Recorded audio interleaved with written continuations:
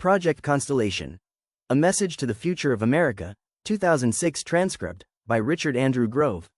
Original transmission, April 23, 2006. Published, May 28, 2006. Via Maria Heller Show newsletter, updated, June 1, 2006. This is the full transcript of Richard Grove's Project Constellation, a whistleblower disclosure connecting corporate fraud, intelligence operations, and the events of September 11, 2001. It originated as a private message to media influencers but was publicly released after lack of response from authorities. The transcript is presented as extracted from the original document, preserving original formatting, headings, and structure where possible. It is divided into tracks for audio alignment, but read sequentially for full narrative flow. Track 1. Introduction. The illusion of control. A grandmaster chess player can think 20 or more moves deep, in essence calculating a Google of possibilities in his or her mind before making a move. Now, if I were to contend that I could sit down with 8 of the world's master chess players, and using the aid of only a pencil and paper, or less, play them simultaneously, guaranteeing that I could win at least 4 out of the 8 games, and that I could repeat this feat at will, anytime. Would you bet for me or against me? Keep that in mind. Now, what if I told you that by simply dividing the 8 expert strategists into 4 pairs, you could simply play the first player's moves against the third player, the second player's moves against the fourth, and so on, so that essentially the grandmasters would all be playing each other, with only the illusion that you were making a mockery of their individual talent? Would it make any difference in how you perceive my abilities? Only if I disclosed how I did it, and when that disclosure was made, of course. You see, I've been studying illusions, but more to the point, I've been studying the illusionists. J. Edgar Hoover once said, "The individual is handicapped by coming face to face with a conspiracy so monstrous, he simply cannot believe it exists." And he would know, as I believe, that Hoover is someone who spoke from experience, not conjecture. In the spirit of Hoover's observation, I'm here to ask the question: what if such a monstrous conspiracy were broken down, processed, and then distilled into an easily comprehensible format, wherein it was effectively communicated to the audience by taking them behind the scenes, where the illusions could be easily understood by all who wish to see, and perceived in a way that cannot be unlearned? What if the audience were shown the critical perspectives from which the illusions cease to hold any influence over their thoughts, feelings, and actions? In other words, I'm looking for someone else who sees the proverbial elephant in the middle of the room, someone who likewise senses that there's too much not being talked about, events which affect all of our lives. That's a major challenge that I've struggled with for the past several years, because I have solutions for the problems presented by the new normalcy that has flooded our society post 9/11. But it's next to impossible to communicate the solutions to the people, many of whom think that the illusions are indeed real. And the most horrifying reality of the illusions to which I am referring is the pain that innocent people are suffering because so many people in our country are congregated together in the 51st state, the state of denial. On the other hand, I think that you probably have an idea that something is wrong, and that's why you're listening to this, and based on what I'm about to share, I think that you'll feel both empowered and motivated by the overall feeling you're left with after listening. The gravamen of what I have to share within this message outweighs any measure necessary in order to achieve a line of communication with you. So, thanks for taking the leap of faith necessary to grant me this impromptu meeting. After all, it's not as simple as picking up the phone and calling people these days with this sort of information, because even if I had dialed your number, we wouldn't be the only ones listening. Now, I say this not out of paranoia, but rather as a result of having been on the other side of information technology systems, and I'm familiar with how the data is collected, applied, and manipulated, and used against the American public, and I think that more people would be interested, if only this information were to find its way to their attention. And though I wish that this message could find its way to all of the voices, which are influential in our society, I'm thankful that I've at least gained an audience with someone of influence, someone who has demonstrated a sincere interest in helping the truth find its way into the public mind. What I'm asking for you to do is to lend me your attention and hear me through to the end, and if you do, I think that in hindsight, you'll see your cognitive participation in this exercise as being time well invested. The events I'll be discussing relate to the who, how, and whys of September 11th, why this information is being suppressed, who's suppressing it, and how I came to make this recording, as an escalated measure to communicate this information to the people who can use it to heal America, people like yourself. But first, I should ask, do you really want to know what happened on 9/11? Moving forward under the assertion that you do, I've taken the liberty to write out some of what I need to say, and I've done this as a precautionary measure, because the relations I make herein are complicated, dangerous revelations, and I think that we have a duty to make our best efforts to be specific and precise in what we say, and the language that we use to address the topic of September 11th. What brings me here to you today is my experience, a chain of events and causal consequences, which forged a foundation, from which sprung thousands of hours of research, and has led me to many hundreds of attempts to enlist the interest of people like yourself. People who have experience and resources, but not necessarily all of the information critical to catalyzing the American people into action.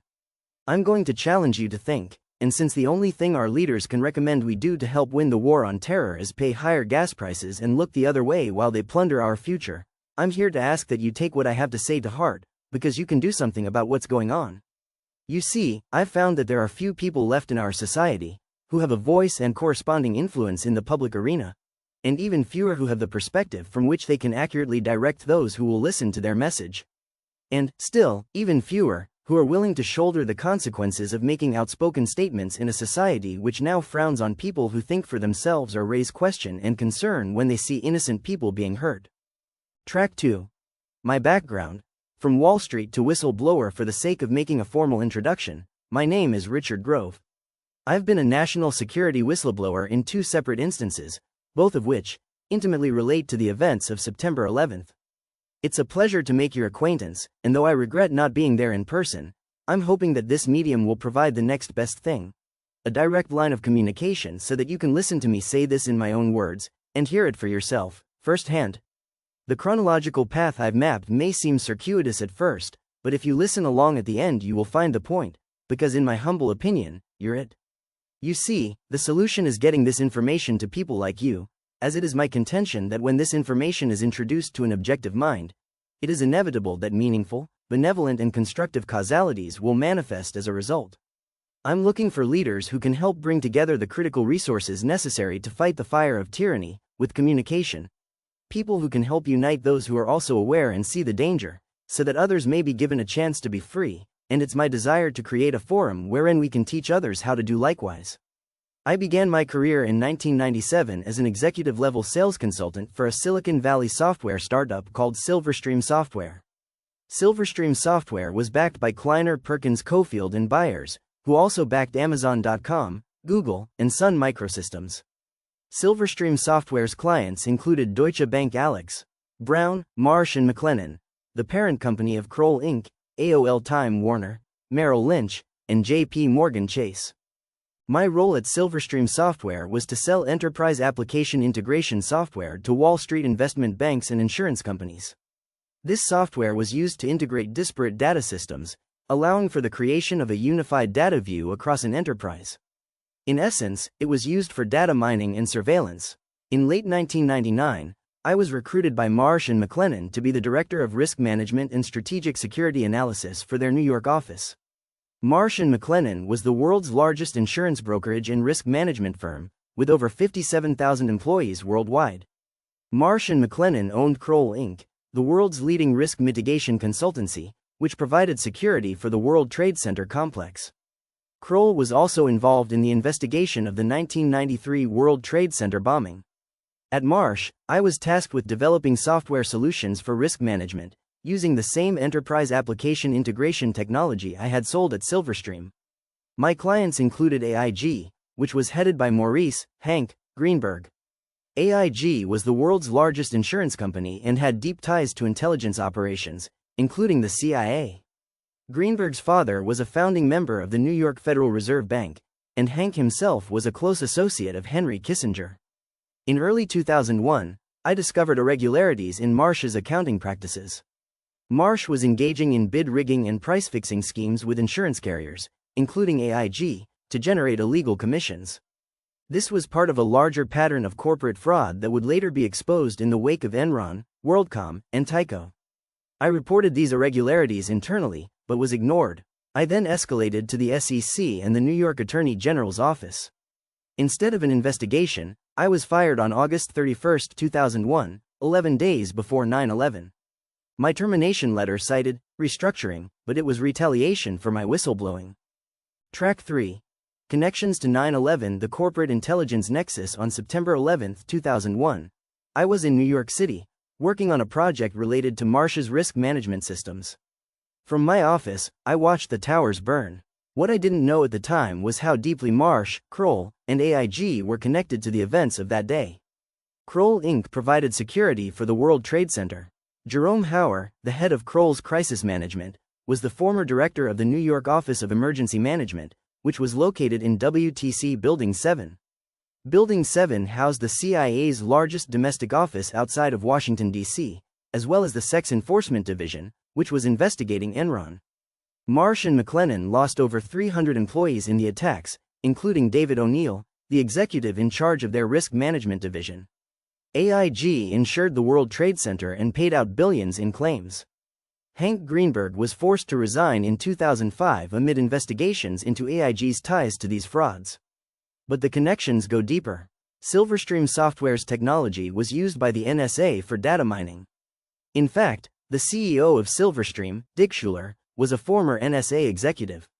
Deutsche Bank Alex Brown, another Silverstream client, occupied floors 81 to 84 of the North Tower. Their executive, Buzzy Krongard, was the executive director of the CIA on 9/11. Krongard had previously been CEO of Alex Brown, and his brother Howard was on the board of AB Brown. Merrill Lynch, also a client, had executives who died in the attacks, and their systems were integrated with Marsh's. The pattern is clear. The companies I worked with were at the epicenter of 9/11, and their technology enabled mass surveillance and financial manipulation. Track 4. The bigger picture, synchronicity and suppression. This isn't coincidence. It's synchronicity engineered by design. The events of 9/11 were used to pass the Patriot Act, which expanded the very surveillance capabilities I helped build. Sarbanes-Oxley, SOX, was passed in 2002 to reform corporate accounting, but it actually centralized control under the same players. The media blackout on these connections is deliberate. Corporate media is owned by the same conglomerates.